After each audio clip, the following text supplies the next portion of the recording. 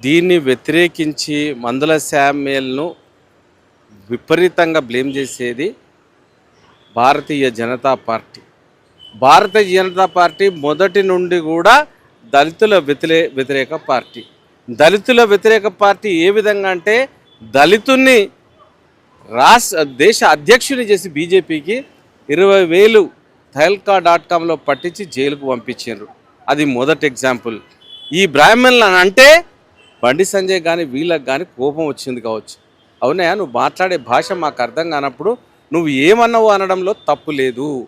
నేను ఒకటే చెప్తా ఉన్నా, బీజేపీ పుట్టిందే బ్రాహ్మణికల్ థాట్స్ మీద బ్రాహ్మణులతోని. తప్పకుండా దానికి వ్యతిరేకమే కాంగ్రెస్ పార్టీ. ఎప్పుడు కూడా మనువాదాన్ని ప్రోత్సహించినటువంటి పార్టీ, సెక్యులర్గా ఉండే పార్టీ కాంగ్రెస్ పార్టీ. దానినే మేము ఈరోజు కూడా మందుల శామ్యుల్ అనడంలో ఏమాత్రం కూడా తప్పు లేదు. ఆయనకు అర్థం కాలేదు కాబట్టి ఆయన చెప్పగలిగినారు. దాన్ని శాసనసభ్యుడు ఆశీర్వచనాలను పట్టుకుని ఎల్లు కొడుక ఏమన్నాడో అర్థం కాదు, అంత నీచంగా అసలు అవగాహన లేనట్లు మాట్లాడొచ్చునా అనేది. నీచంగా అవగాహన ఏమున్నదబ్బా దాంట్లో? బీజేపీ మమ్మల్ని బ్లేమ్ చేస్తూ ఉన్నది. బీజేపీ మాకు వ్యతిరేకము, మేము ఏం చేసినా కూడా వ్యతిరేకిస్తుంది. బీజేపీ అంటేనే బ్రాహ్మణులు, బ్రాహ్మణులు అంటేనే బీజేపీ పార్టీ. మరి అగ్రవర్ణాల పార్టీ దళితులను మంచిగా చెప్పినామని అంటదా? ఎప్పుడు అనగదొక్కే ప్రయత్నం చేస్తుంది, వాళ్ళ ఏ విధంగా తొక్కాలనే ప్రయత్నం చేస్తుంది. ఆయన అన్నందుకు కానీ దళితులు ఎవరు కూడా క్షమించరు. దళితులు తప్పకుండా దీన్ని రేపు ప్రొద్దున ఎలక్షన్లో చూపిస్తారు.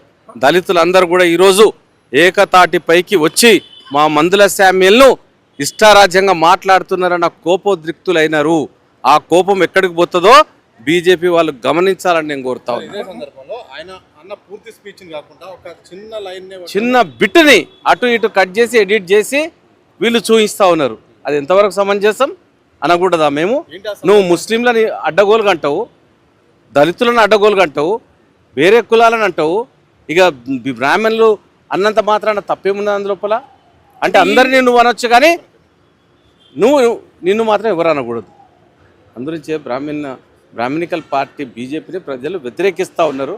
మీరు నానా రకాలుగా జింబిక్కులు చేసి ఎన్నికల్లో గెలుస్తూ ఉన్నారు.